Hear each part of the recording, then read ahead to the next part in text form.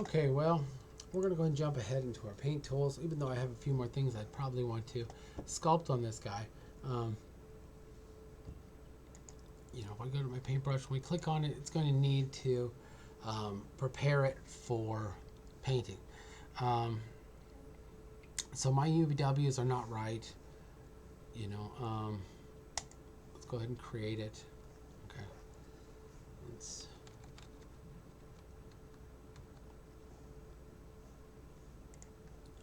create.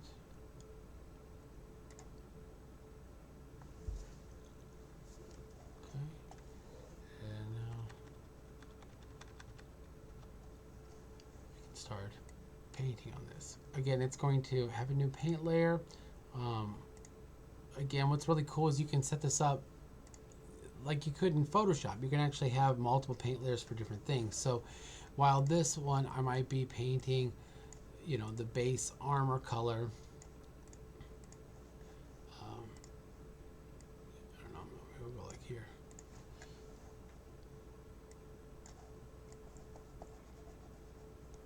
I can come back, and if I wanted to paint the red jewels and stuff in on a different layer, and so that way keeping them on different layers, just like in Photoshop, would allow you to kind of make those adjustments. So if you needed to change it to yellow or blue or whatever you want it, again, keeping them on different layers will help with that. You can see I didn't even do the back side. Honestly, I might even just copy the front to the back and the map if I were going to do that. If we wanted to go that route. All right. And there's certainly some other techniques we can play around with this. So again, I can maybe pick a different color. Looks good. We can play around with our stamp.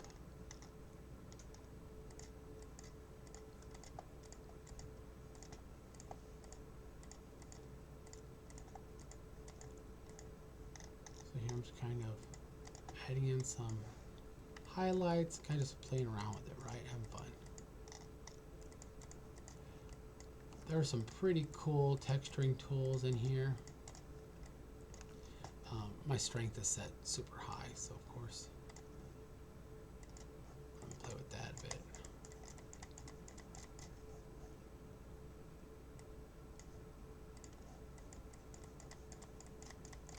So I'm kind of adding some variety.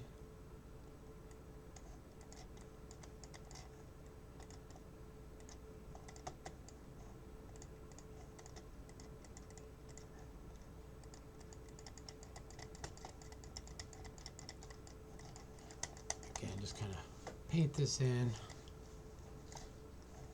to get whatever kind of look we're looking for, right?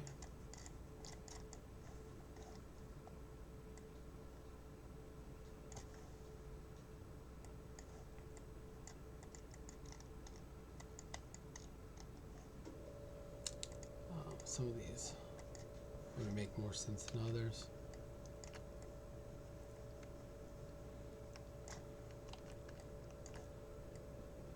Keep it in the dark area. I kind of like to use a lot of the tools that have kind of grain and different elements in it, even if I'm doing like a flat color kind of area, because it adds a little more visual interest. Makes it feel a little more real.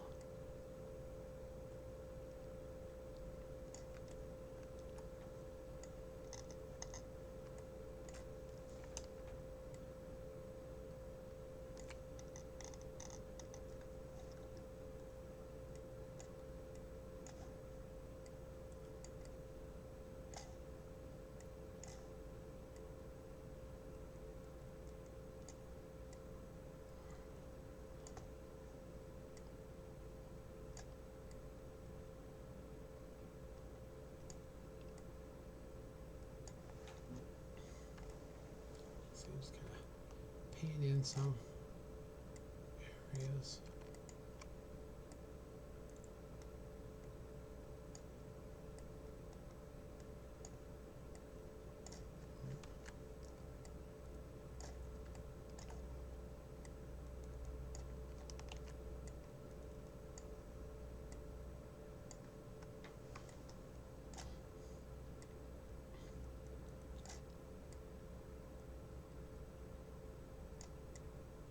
nice is kind of painting in some of the peaks and valleys.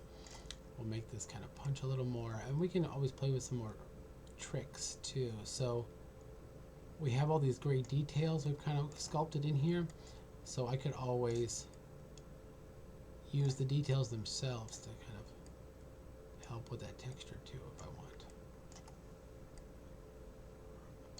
You can kind of see.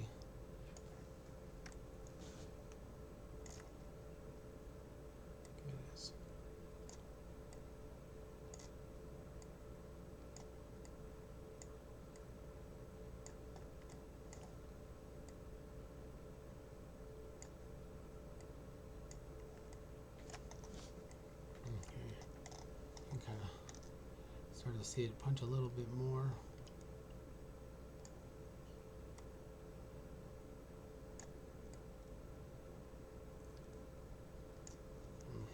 I love all of that.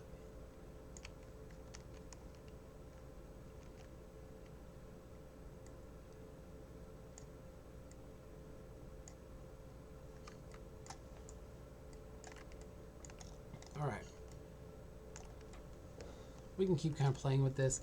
That's not even saying that I couldn't do something like bring in an actual picture, you know, of metal, or, you know, of something, or even the image itself, the actual image I was working from.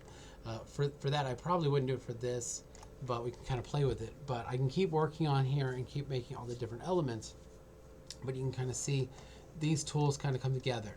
I feel like I kind of got a little too hyper-focused in the sculpting video, and it ended up being way too long.